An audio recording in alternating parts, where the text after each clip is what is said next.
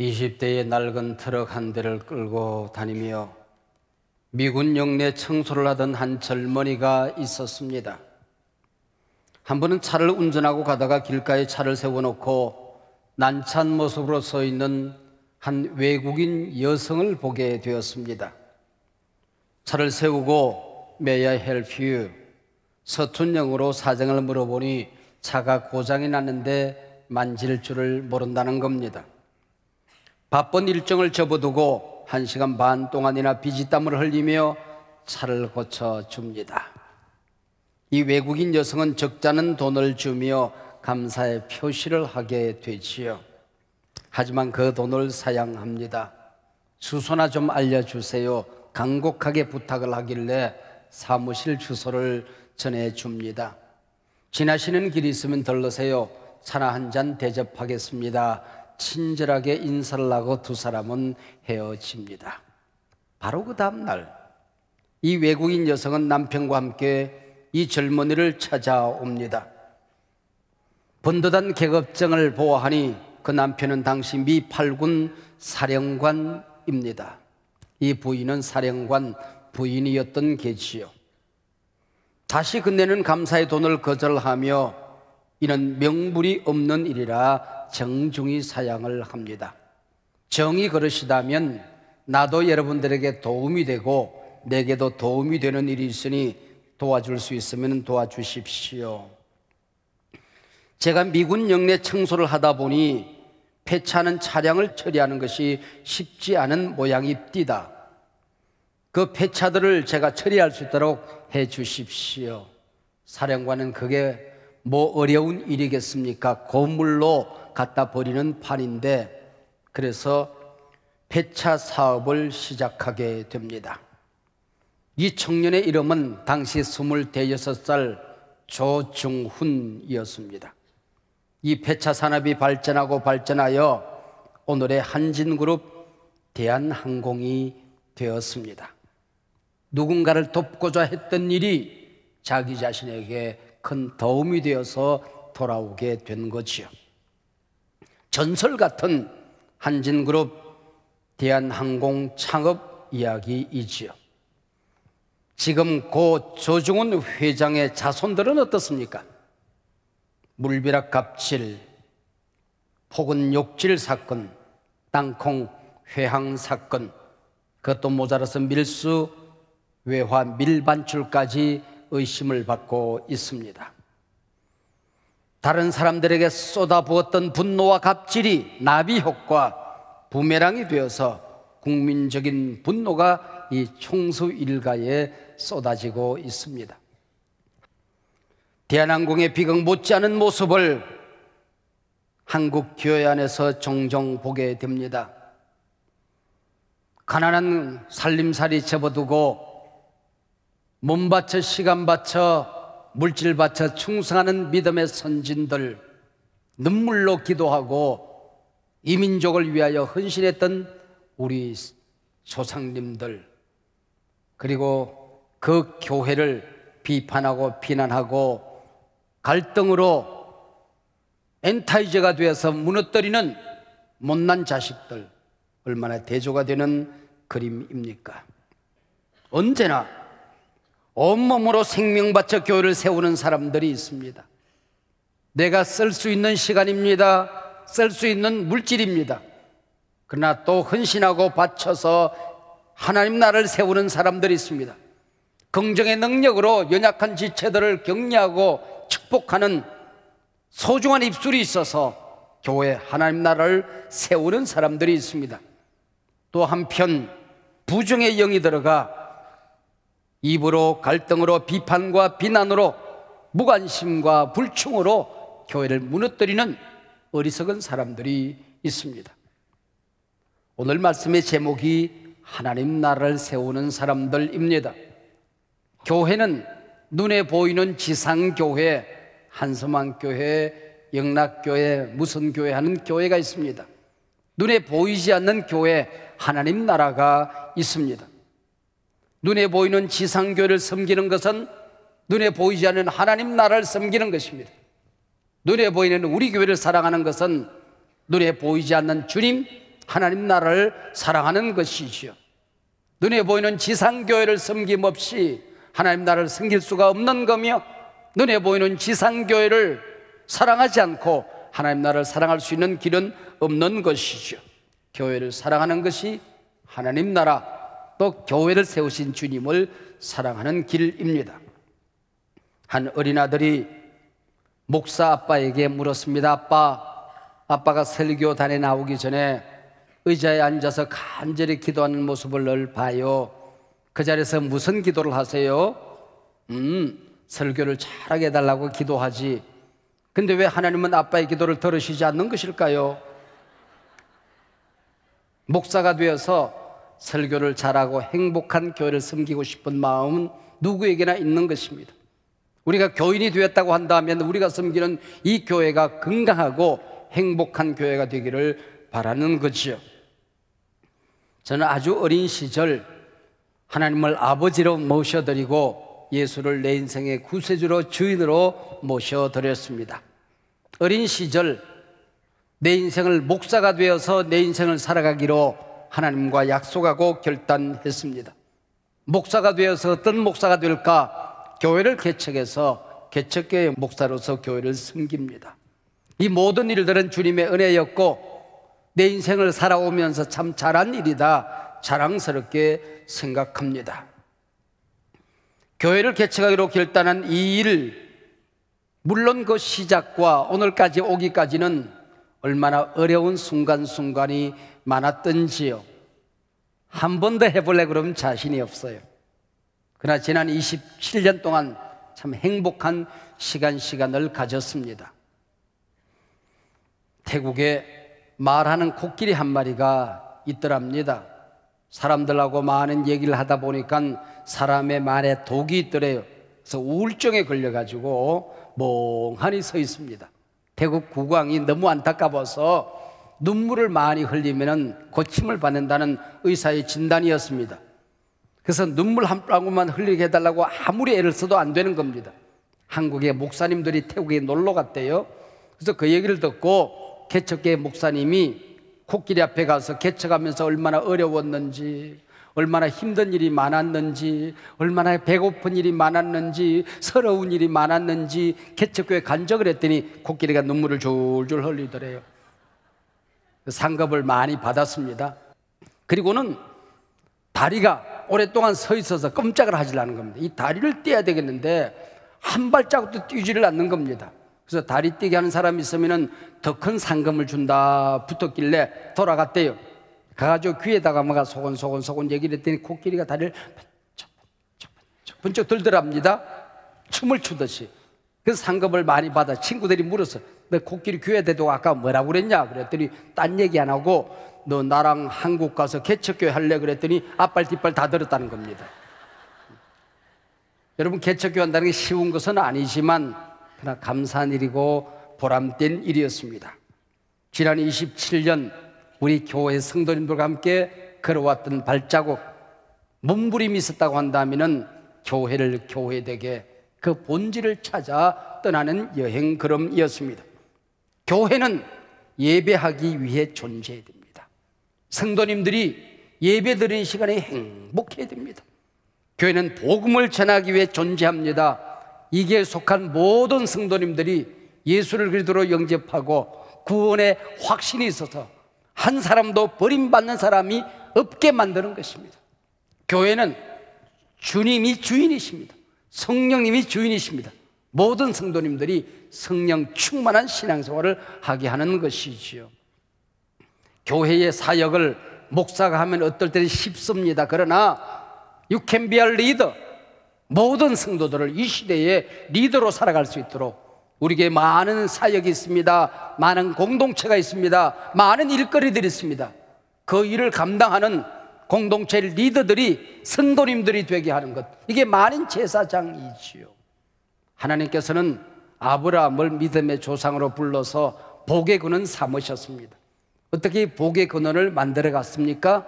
요셉이라는 아들을 통하여 70명밖에 안 되는 이 부족을 당시 세계를 정복하고 있던 애굽의 품으로 보냅니다. 그 이집트에서 큰 나라를 만들게 되죠. 400년 만에 모세라는 지도자를 통하여 출애굽합니다. 출애굽하여 광야의 교회를 세우는 것입니다. 광야에 하나님 나라를 세우도록 하는 것입니다. 이게 바로 하나님의 계획이었던 것이지요. 이제 결론은 자명해졌습니다. 교회는 복의 근원입니다. 교회가 행복하면 나라가 행복합니다. 교회가 건강하면 그 시대가 행복한 것입니다. 교회에 하나님의 역사가 충만하고 능력이 있으면 그 민족이 능력 있는 민족으로 발돋움하게 되는 것입니다. 할렐루야. 복의 근원, 이 광야 교회를 세우고자 할 때에 바로가 순순히 허락할 리가 없지요. 마귀는 온갖 방해를 일삼습니다. 오늘 출애굽기 본문은 하나님의 교회, 하나님 나라를 세우고자 하는 하나님의 열심과 그것을 방해하는 마귀와의 충돌을 보게 되는 것입니다. 주님 모시는 날까지 이 지상교회는 항상 교회를 세우고자 하는 하나님의 종들의 열정과 순종, 그리고 그것을 방해하는 마귀와의 충돌을 보게 되는 것입니다. 오늘 본문을 보십시다. 모세는 바로 왕을 찾아갑니다. 내 백성과 함께 광야로 나아가겠다. 거기서 광야 교회, 하나님 나라를 세우겠다고 말합니다. 그것이 바로 예배하는 일이다 말합니다. 마귀 즉 바로는 아주 멋진 타협판을 제시합니다. 마귀의 첫 번째 작전을 보십시다. 출애굽기 8장 25절 말씀입니다. 바로가 모세와 아론을 불러 이르되 너희는 가서 이 땅에서 너희 하나님께 제사를 드리라. 제사 지내라. 그러나 이 땅에서 제사해라. 예수 믿어라. 그러나 너희들이 세상에 속한 존재라는 것을 잊지 말아라. 너희들도 결국 세상에서 타협하고 죄짓고 걱정근심하며 살아간 존재라는 사실을 기억하라. 이 땅에서 거듭나지 말고 리얼 크리스천이 아니라 주일날 적당히 교회 나가서 예배 드리고 살아가면 되는 것, 이게 바로 교회라는 거야. 마귀는 우리를 속이게 되는 것이지요. 바로의 이 타협판에 대한 모세의 대답이 무엇입니까? 그 다음 절 8장 26절입니다. 모세가 이르되 그리함은 부당함이니이다. 그리함은 부당하니이다. 당신들은 짐승에게 제사하는 사람들 아니요, 짐승에게 예배하는 사람들 아니요, 그러나 우리는 짐승을 잡아서 예배하는 사람들입니다. 우리가 예배할 때에 당신들과 평안히 지낼 수가 있겠습니까? 그래서 우리는 당신 곁을 떠나서 광야로 나아가 그 교회를 세우겠습니다. 그 얘기입니다. 당신들은 해와 달과 별에게 절하는 사람들이 아니요, 그러나 우리는 해와 달과 별을 만드신 하나님을 경배하는, 예배하는 사람들입니다. 그 얘기입니다. 세상도 즐기고 예배도 즐기고 그렇게 살 수 있다. 그리하면 부당하니이다. 애굽에 말뚝 박아놓고 너희들이 광야 가서 예배 드리고 돌아와서 또 우리 노예로서 살아가라. 우리는 하나님 외에 누구도 우리는 노예로 삼을 수가 없는 백성이요, 그리하면 부당하니이다. 우리 교육자들이 신방을 하지요. 그럼 우리 교인들의 각 가정의 기도 제목을 제게 보냅니다. 제가 잠자리에 들기 전에 쭉 확인하면서 기도 제목을 따라서 기도합니다. 가슴이 매일 밤 아려요. 요즘 밤에는 안 해야 되겠다 그 생각이 들어요. 왜냐하면 밤에 교인들의 안타까운 가정 집집마다 있는 어려움을 위해서 기도하다 보면 잠이 쉽게 들지를 않아요. 요즘은 새로 새벽에 해야 되겠다 그 생각을 합니다만은 또 다른 안타까움이 있어요. 기도 제목들을 보면 많은 부분이 세상의 염려거리들입니다. 기도 제목이라기보다는 그냥 염려하고 있는 거예요. 여러분, 염려는 아주 위험한 독약입니다. 또 어떤 사람들은 교회 사역이나 교회를 섬기는 일이나 예배하는 일이나 헌신하는 일을 게을리하고 세상 재미에 푹 빠져서 살아갑니다. 취미가 그렇게 많아요. 세상 일거리가 그렇게 많아요. 향락주의자들입니다.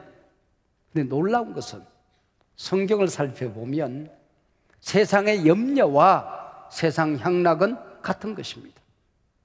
뿌리가 같은 거예요. 하나님이 주인 되지 못한 삶입니다. 큰 문제도 자기가 해결해야 되고 작은 문제도 자기가 해결해야 되고 인생의 모든 문제가 자기가 해결할 수 있다는 자기 주권, 이게 바로 염려고 그리고 향락이라고 하는 것입니다. 향락주의자들도 보면 염려가 있어요. 근데 그걸 잊어버려요. 하나님께 기도하지 않습니다. 쾌락 속에 술, 취미 속에 묻어두면 없어질 것이라고 생각합니다. 어리석은 일이지요. 하나님의 백성들 이처럼 애굽적 세상에 묶여두는 마귀의 작전을 보십시오. 그 다음 이어지는 8장 28절에 보면 바로가 이르되 내가 너희를 보내리니 너희가 너희의 하나님 여호와께 광야에서 제사를 드릴 것이나 너무 멀리 가지는 말라. 너무 멀리 가지 말라. 회개하고 세상 습관 끊고 친구 관계 끊고 하나님의 말씀대로 살려고 몸부림하는 것 어리석은 일이다. 세상이 그렇게 만만한 일이 아니다, 그 얘기지요. 광야로 가라, 예배해라. 그러나 너무 멀리 가지는 말아라. 여러분, 너무 멀리 가지 않는 사람들이 부흥을 볼 수 있을까요? 너무 멀리 가지 않은 사람들이 예배의 기름 부으심을 경험할 수 있을까요? 교회 비전을 이루어낼 수 있을까요? 찬송가에 보면 내 주 하나님 넓고 큰 은혜는 저 큰 바다보다 깊다 하는 찬송이 있어요. 3절에 보면 이런 가사가 나옵니다. 많은 사람이 얕은 물가에서 저 큰 바다 가려다가 찰싹거리는 작은 파도 보고 마음이 약하여 못 가네.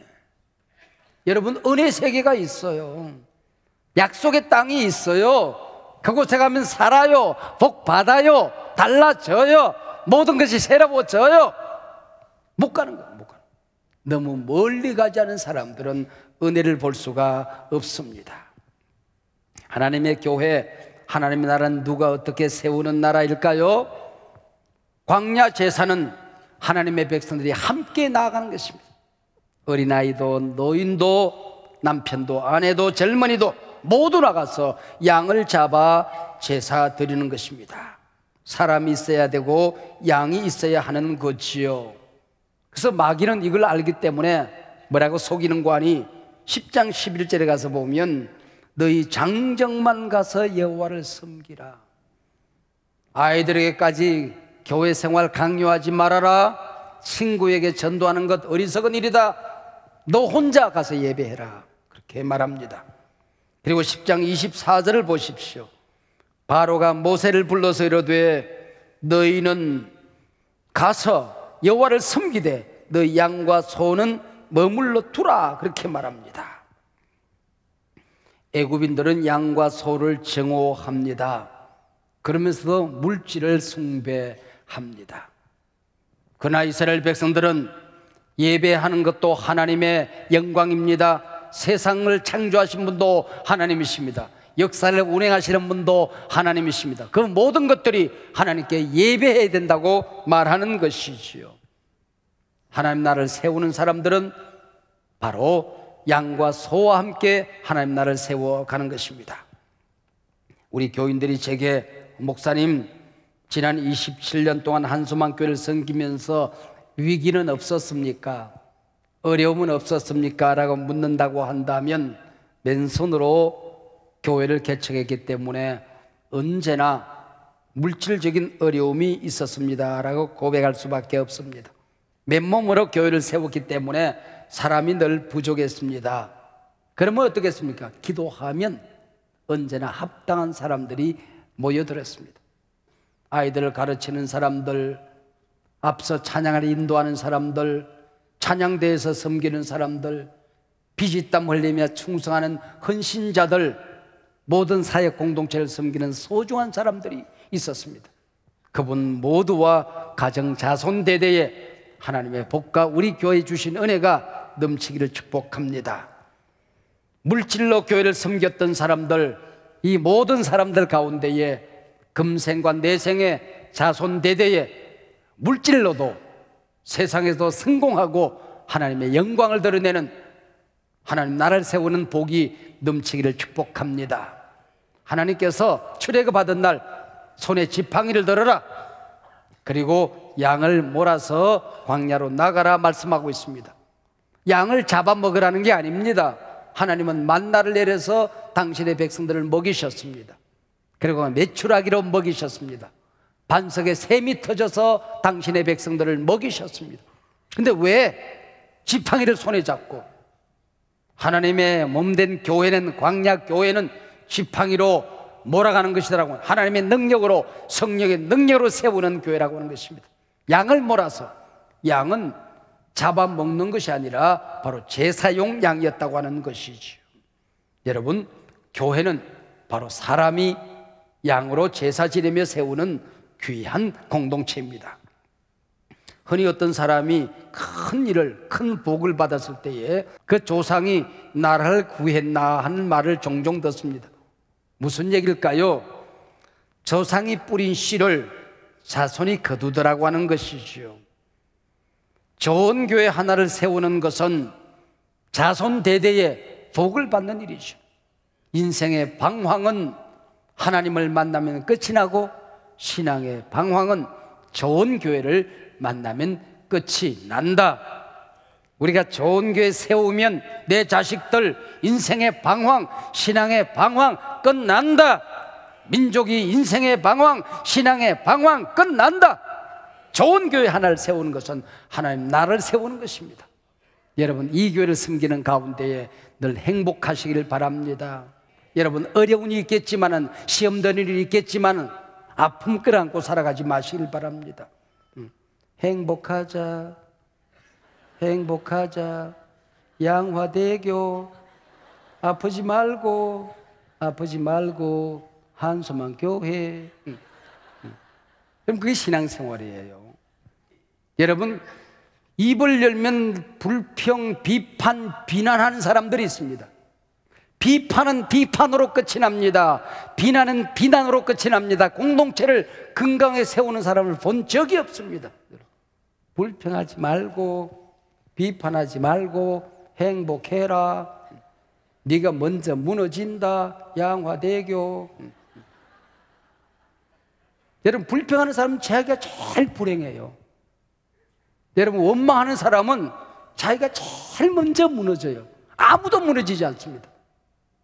아무도 불행하지 않습니다. 자기만 불행해집니다. 어리석은 일 아닙니까?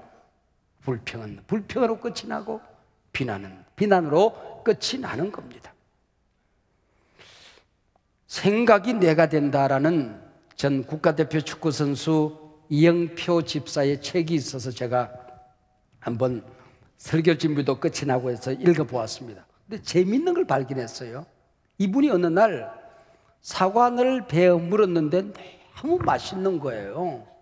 근데 눈물이 퐁 하고 터졌습니다. 아니, 맛있는 사과를 베어 물다가 왜 눈물이 터졌을까? 이영표 선수의 머릿속에 뭐가 지나가는 거 아니, 내가 이 맛있는 사과 한 쪽을 먹기 위해서 오래전에 사과나무를 심은 사람이 있구나 하는 그곳에 생각이 이르게 된 것입니다. 지난 1년 동안 이 사과 하나를 위해서 애쓴 농부가 있겠구나, 그리고 내 입까지 전달해 준 사람이 있다는 생각을 하게 된 것이죠. 유통 과정을 생각하게 된 것입니다. 그러면은 내가 하는 몸짓이, 내 삶이, 내 말 하나가, 내 행동 하나가 다른 사람들에게 이 기쁨을 줄 수 있느냐, 그 얘기입니다. 행여나 내가 오늘 하는 이 짓거리가 누군가를 아프게 하지는 않을까?